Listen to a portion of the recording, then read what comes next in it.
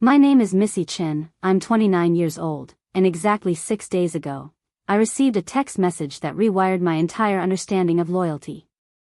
The message came through at 2:47 p.m. on a Tuesday while I was sitting in a marketing meeting, half listening to our creative director drone on about brand synergy. My phone lit up on the table, and I glanced down reflexively. The preview made my stomach drop before my brain could fully process the words. It was from Derek, my boyfriend of 4 years. The man I'd been splitting rent with for the past 2 years. The same person who'd borrowed my car that morning because his was in the shop again. Before we jump back in, tell us where you're tuning in from, and if this story touches you, make sure you're subscribed because tomorrow, I've saved something extra special for you. The text read, "Hey babe, so I've made a decision. I'm moving in with Vanessa for a while. I need space to figure some things out. Please don't contact me for a month. I'll reach out when I'm ready. This isn't about you, it's about my growth." I read it 3 times. Each time, the words rearranged themselves into something more absurd. Vanessa. His co-worker from the gym where he worked as a personal trainer. The one he'd mentioned casually over the past few months, always with that dismissive tone people use when they're trying to convince you and themselves that there's nothing to worry about. She's just a friend. We grab coffee sometimes. She gets the fitness lifestyle in a way most people don't. My hand stayed steady as I locked my phone and placed it face down on the conference table. Around me, voices continued debating color palettes and target demographics. No one noticed that my world had just tilted sideways. I've never been the type to cry in public or make scenes. My anger has always been a private thing, methodical and cold, like frost creeping across a window. So I sat there, nodding occasionally, while my mind spun through a very different kind of strategy session. 4 years. We'd been together for 4 years.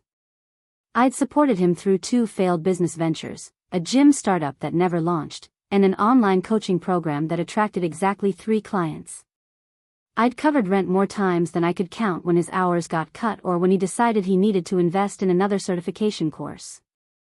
And now, he was moving in with another woman and asking me not to contact him. For a month. As if I was the one who needed a timeout. The meeting ended around 3:30. I gathered my laptop and notebook with the same careful precision I always used, smiled at my colleagues, and walked back to my desk like nothing had changed. But everything had changed. I sat down, opened my phone, and read the message again. This time, I noticed what he hadn't said. No apology. No explanation. No acknowledgement of the life we'd built together or the apartment lease that had both our names on it. Just a unilateral decision delivered via text message, wrapped in therapy language about growth and space. I opened my banking app. Our joint account, the one we'd set up a year ago for shared expenses, showed the usual activity. Rent had cleared last week. My deposit. Not his. Utilities, internet, groceries, all drawn from my contributions over the past 3 months. I scrolled back further. 6 months of transactions painted a clear picture. I was funding our life while he was funding his supplements and meal prep containers. My coworker Brianna walked past my desk, noticed my expression, and paused. "You okay, Missy?" She'd always been perceptive, too perceptive sometimes. I looked up and smiled, the kind of smile I'd perfected over years of family dinners and work presentations. The smile that said everything was fine even when it absolutely wasn't. "Yeah," I said. "Just tired. Long meeting."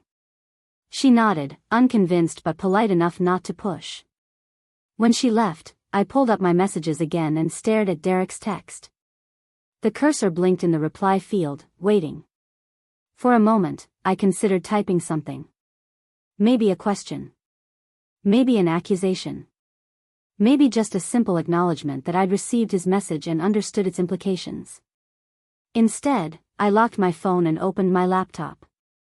I had work to do, but not the kind that involved marketing campaigns or brand strategy.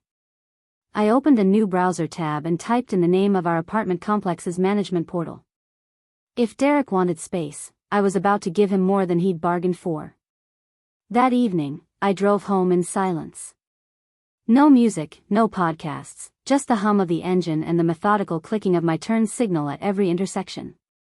The apartment was exactly as I'd left it that morning, except Derek's gym bag was gone from the hallway. His protein shakers were missing from the kitchen counter. The bathroom felt lighter somehow, and when I opened the medicine cabinet, the empty spaces confirmed what I already knew. He'd packed his essentials while I was at work. He hadn't taken everything though. His gaming setup still dominated the living room corner. His clothes filled half the closet. His collection of fitness magazines sat stacked on the coffee table like he'd be back any minute to finish reading them. This wasn't a breakup in his mind. This was a vacation.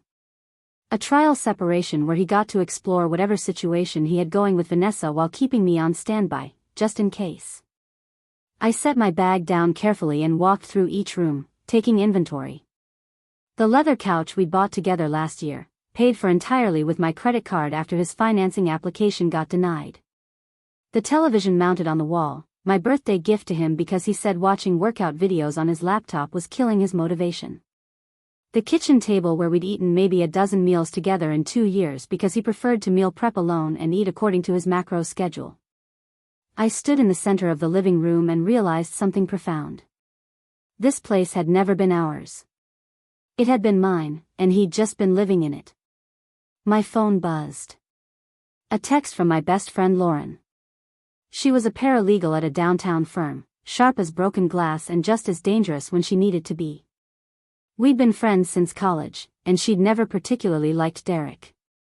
Thought he was charming at first, then gradually updated her assessment to useless with good hair. Her message was brief: dinner tomorrow? Feel like I haven't seen you in forever.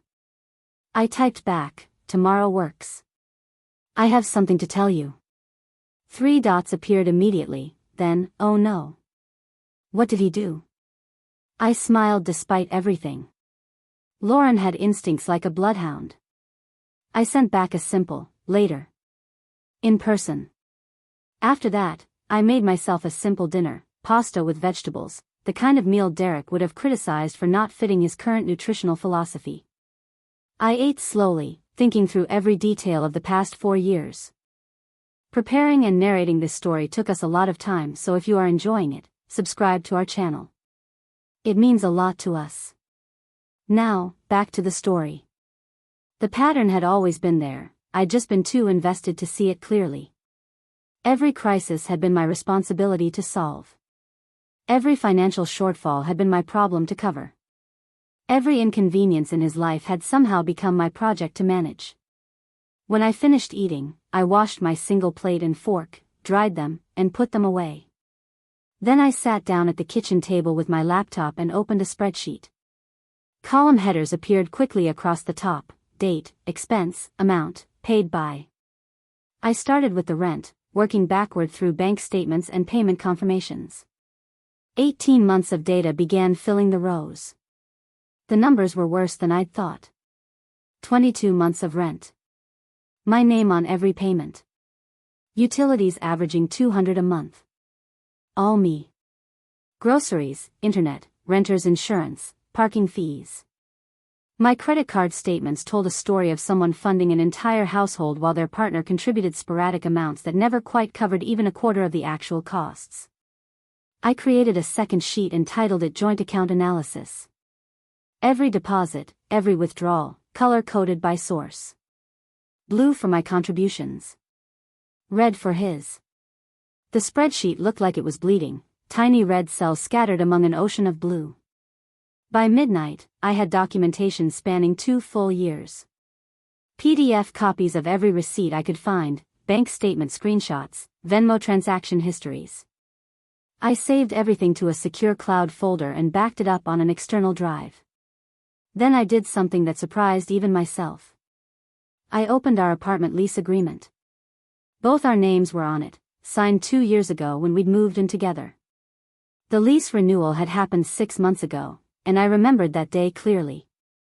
Derek had been at a weekend certification course in Phoenix. I'd handled the renewal paperwork alone, signing both our names because he'd texted me saying he trusted me to handle it and that he'd sign when he got back. He never did. The landlord had never followed up because rent was always paid on time. I pulled up the original lease and read through the termination clause. 60 days notice required from both tenants unless one tenant provided documented evidence of abandonment or breach of lease terms. Abandonment was defined as absence from the property for more than 14 consecutive days without notice or rent contribution. I looked at Derek's text again. Don't contact me for a month. 30 days was more than 14. I took a screenshot of his message and saved it to my evidence folder. The next morning, I woke up at 6, made coffee, and got ready for work with the same routine I'd followed for years. But everything felt different, sharper somehow, like I was seeing my own life in high definition for the first time. I wore my navy suit, the one Derek had once said made me look too corporate, too serious. I'd stopped wearing it around him.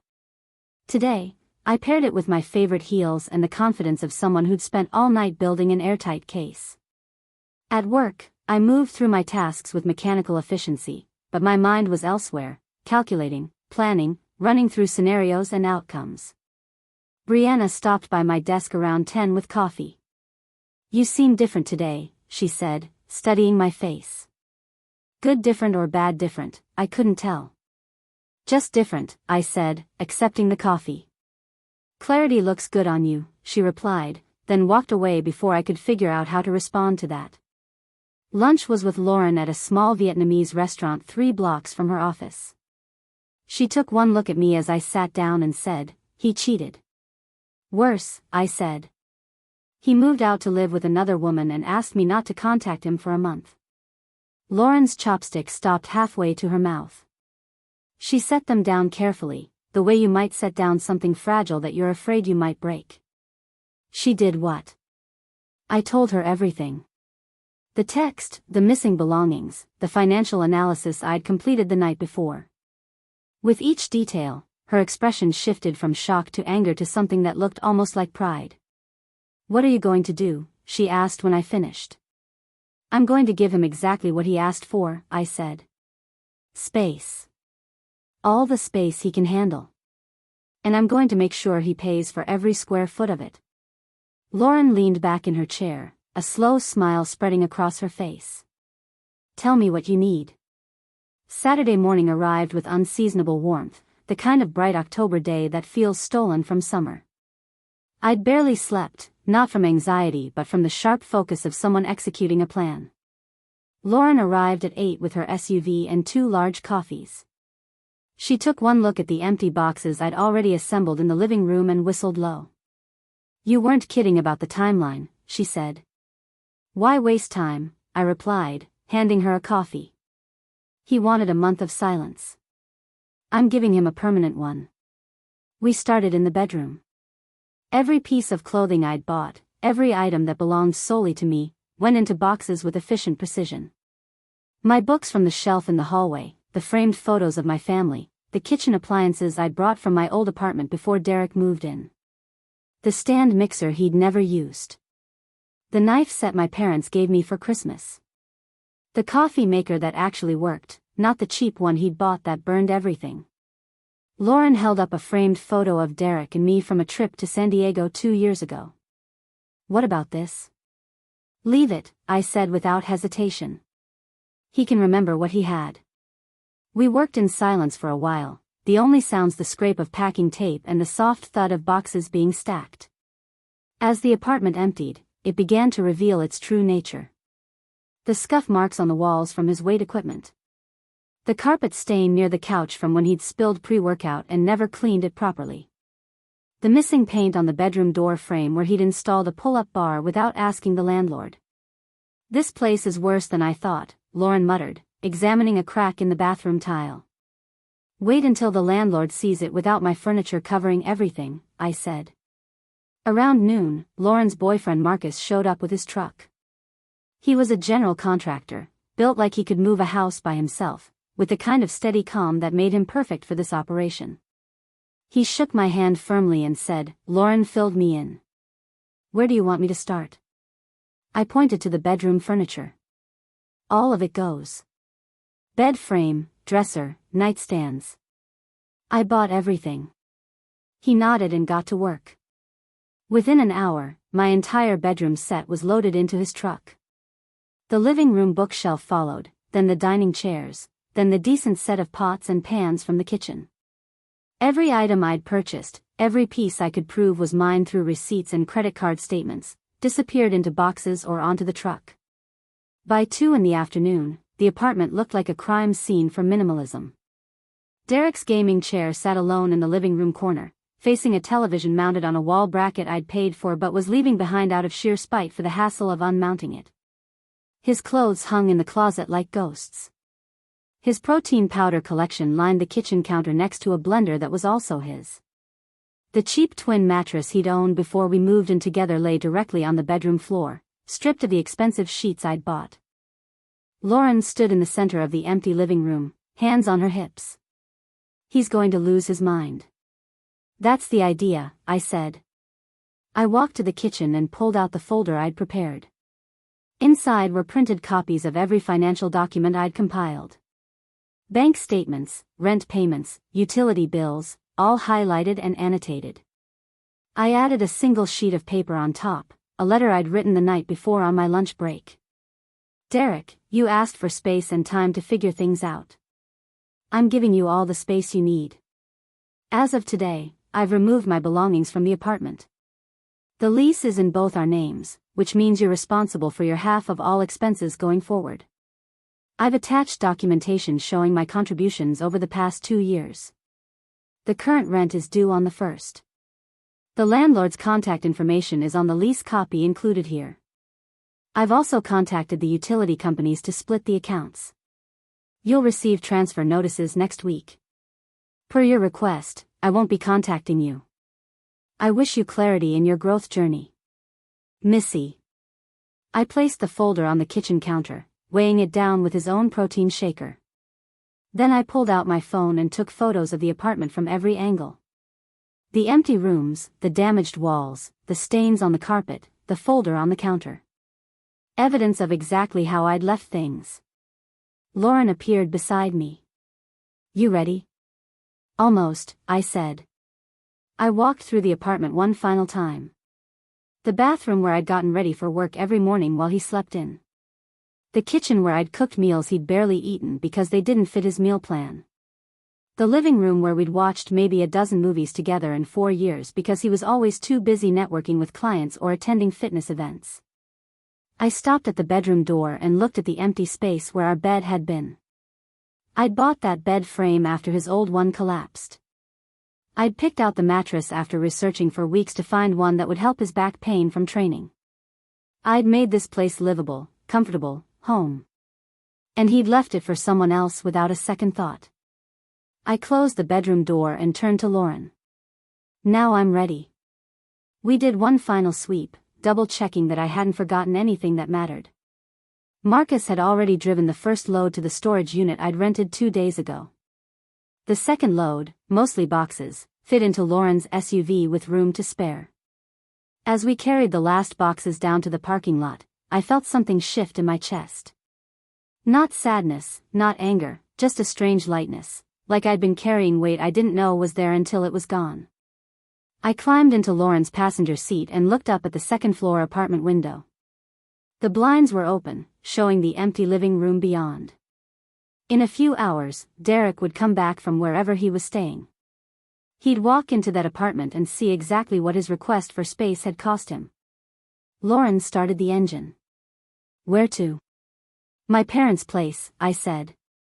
Just for a few weeks until I find something permanent. She pulled out of the parking lot, and I didn't look back.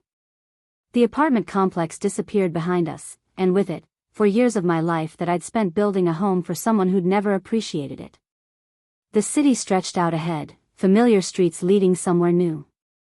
Halfway to my parents' house, Lauren glanced at me. How are you feeling?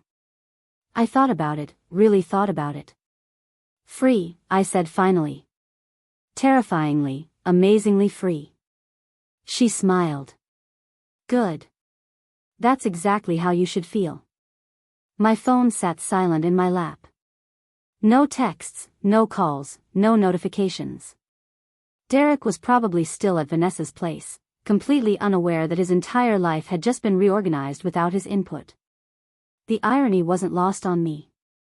He'd made a unilateral decision about our relationship, and I'd made a unilateral decision about everything else. Fair was fair. We pulled up to my parents' house just after 4. My mom was already waiting on the porch, that knowing look on her face that mothers have when they sense their children are going through something.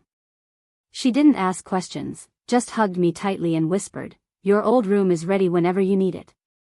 Marcus arrived 20 minutes later with the first load, and my dad appeared from the garage to help unload. Between the 4 of them, my family and friends moved 2 years of my life into storage and spare bedroom space in under an hour. When the last box was inside, my dad put a hand on my shoulder. "You did the right thing," he said simply. I nodded, not trusting my voice. That night, lying in my childhood bedroom surrounded by boxes and the posters I'd never taken down from high school, I finally let myself feel everything I'd been holding back. Not grief, exactly. More like the exhaustion of finally putting down something heavy. My phone lit up on the nightstand. For a second, my heart jumped, thinking it might be Derek finally realizing what happened. But it was just Lauren. "Sleep well. Tomorrow's going to be interesting." I smiled in the darkness and typed back, "Can't wait." Then I turned my phone face down, pulled the covers up, and slept more soundly than I had in months. The first call came at 6:42 Sunday morning. I was awake, had been for an hour, sitting at my parents' kitchen table with coffee and watching the sunrise through the window. My phone started vibrating across the table, Derek's name flashing on the screen. I watched it ring all the way through, then silence. 30 seconds later, it started again. I let that one go too. By the time I finished my coffee, I had 7 missed calls and a string of text messages that devolved from confusion to panic to rage in the span of 15 minutes. The first one read, "Where is everything?" Then, "Missy, what the hell did you do?" Followed by, "This isn't funny. Where's the bed? Where's your stuff?" And finally, "You can't just take everything and leave. We need to talk about this like adults." I screenshot each message and saved them to my evidence folder. Then I turned my phone on Do Not Disturb and went for a run. When I got back an hour later, there were 23 missed calls and a voicemail. I almost deleted it without listening, but curiosity won. I pressed play. His voice came through shaky, on the edge of something between anger and desperation.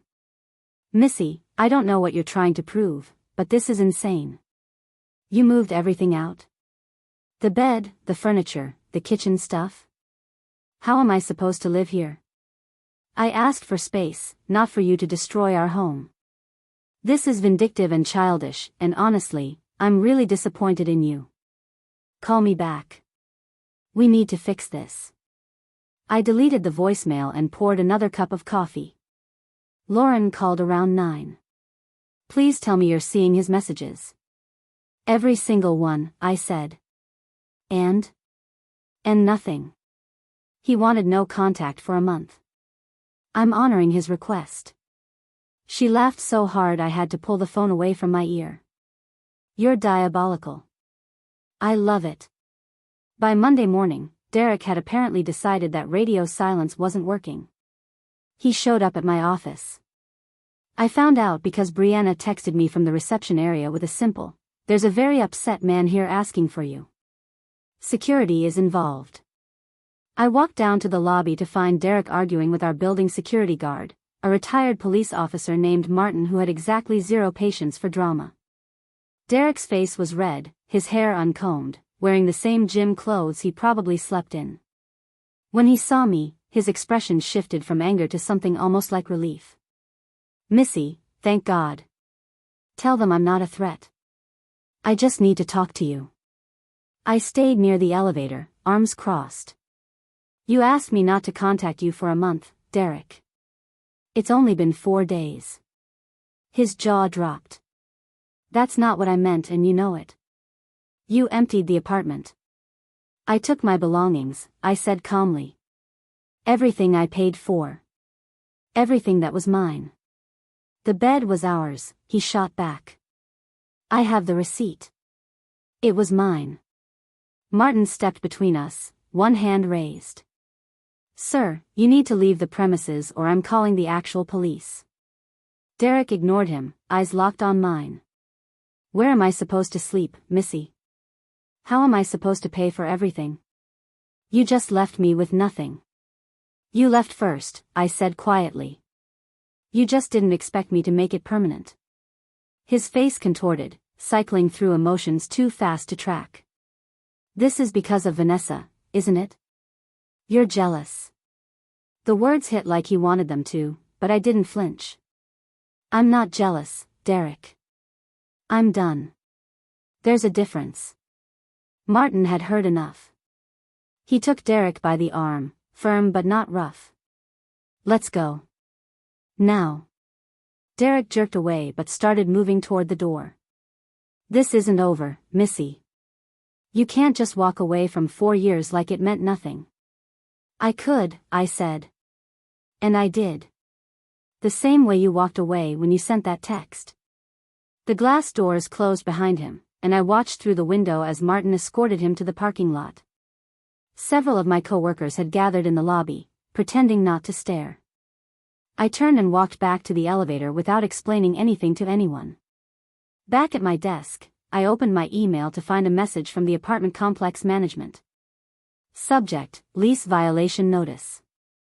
My stomach tightened as I clicked it open, but the contents made me smile. The notice was addressed to both Derek and me, but the body of the email was clear. Unauthorized guests had been reported staying in the unit, a woman matching Vanessa's description had been seen entering with a key, and noise complaints had been filed by neighbors about arguments coming from the apartment at odd hours. The email requested both tenants schedule a meeting within 5 business days to discuss the lease violations and potential termination. I forwarded it to Lauren with a single word, karma. Her reply came seconds later. I didn't think this could get better, but here we are. Tuesday brought a new escalation. Derek's mother called me.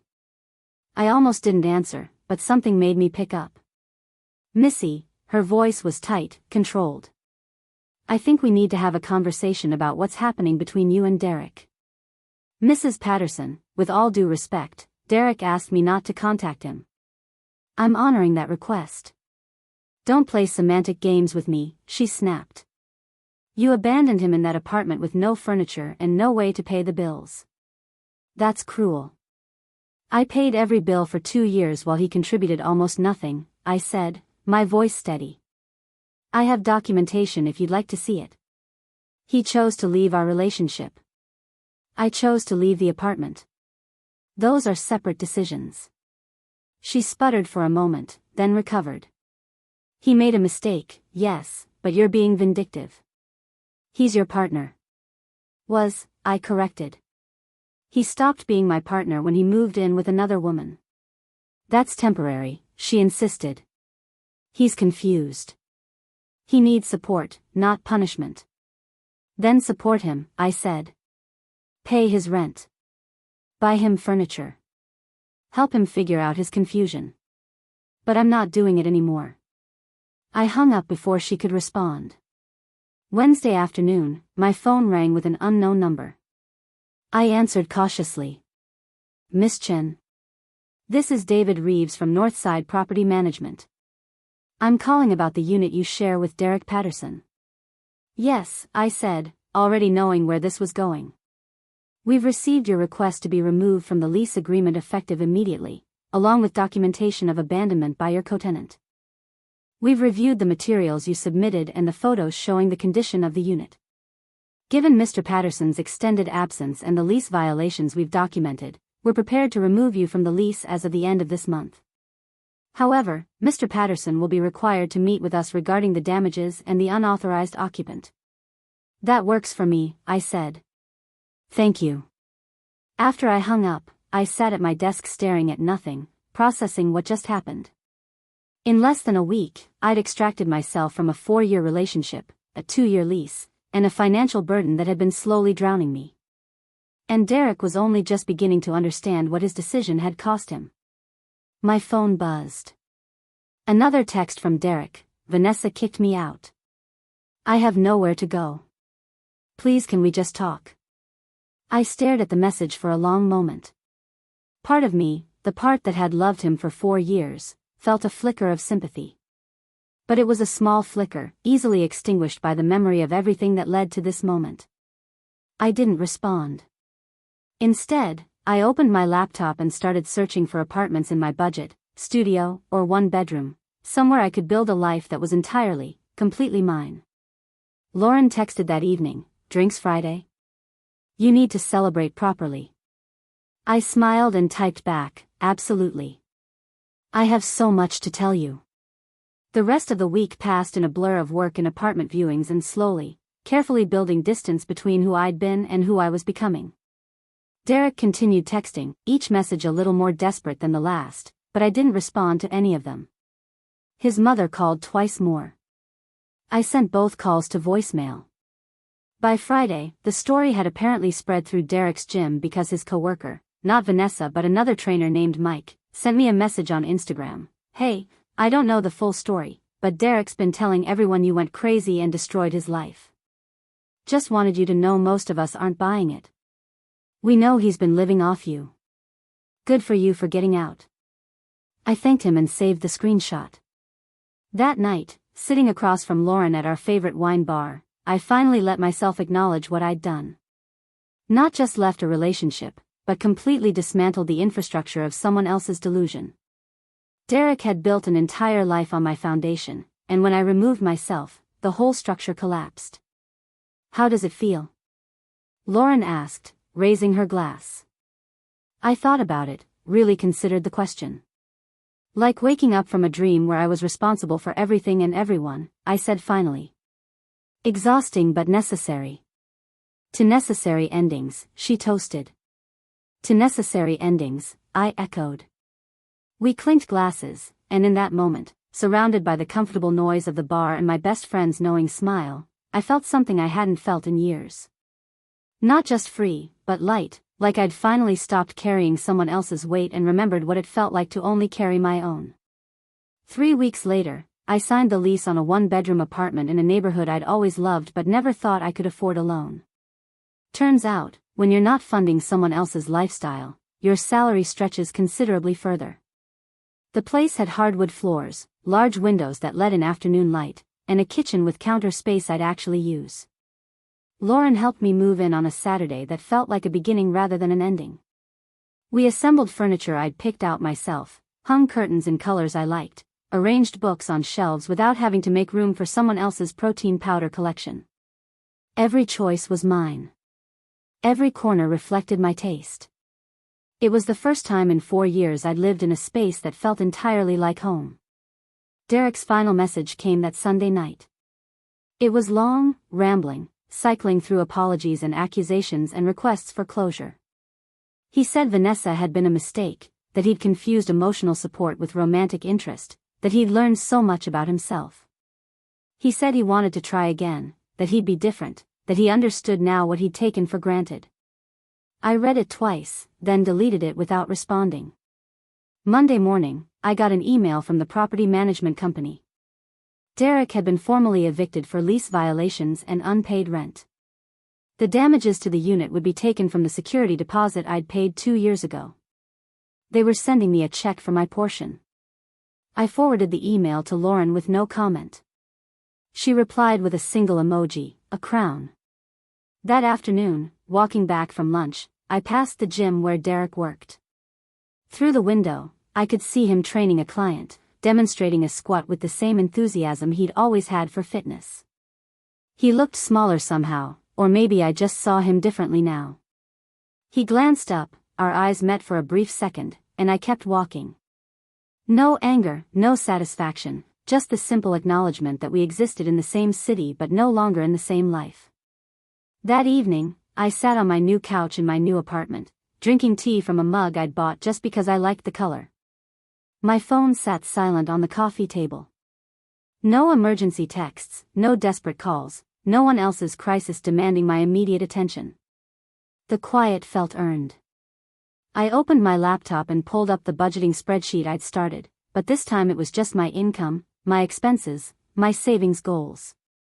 Every number represented something I'd chosen, something I controlled, something that was building toward a future I'd designed myself. My mom called to check in, asked how I was settling into the new place. Good, I told her. Really good. And I meant it. Later, getting ready for bed, I caught my reflection in the bathroom mirror. I looked the same as I had a month ago, but something in my expression had shifted. Less tired, less tense, less like someone constantly bracing for the next problem to solve. I thought about Derek's text, his claim that he'd learned and changed and wanted another chance. Maybe he had learned something. Maybe he would change for the next person. But that wasn't my responsibility anymore, and the relief of that realization was profound. I'd spent 4 years being someone's safety net, financial support system, and emotional manager.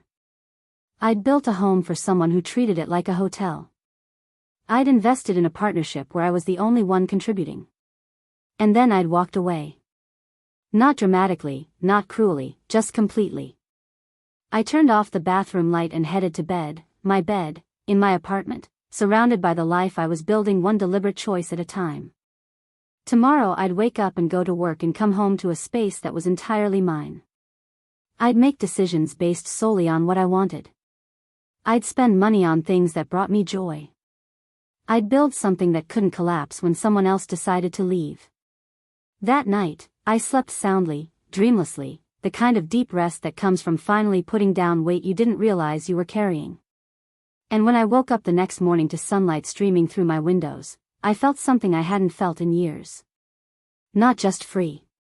Not just relieved. But genuinely, completely at peace. Derek had asked for space to figure himself out. In the end, he'd given me something far more valuable. He'd given me permission to figure myself out too, and what I'd figured out was simple. I didn't need someone to complete me. I just needed someone to stop depleting me. And in the absence of that depletion, I was discovering exactly how much I'd always been enough on my own. Up next, you've got 2 more standout stories right on your screen. If this one hit the mark, you won't want to pass these up. Just click and check them out.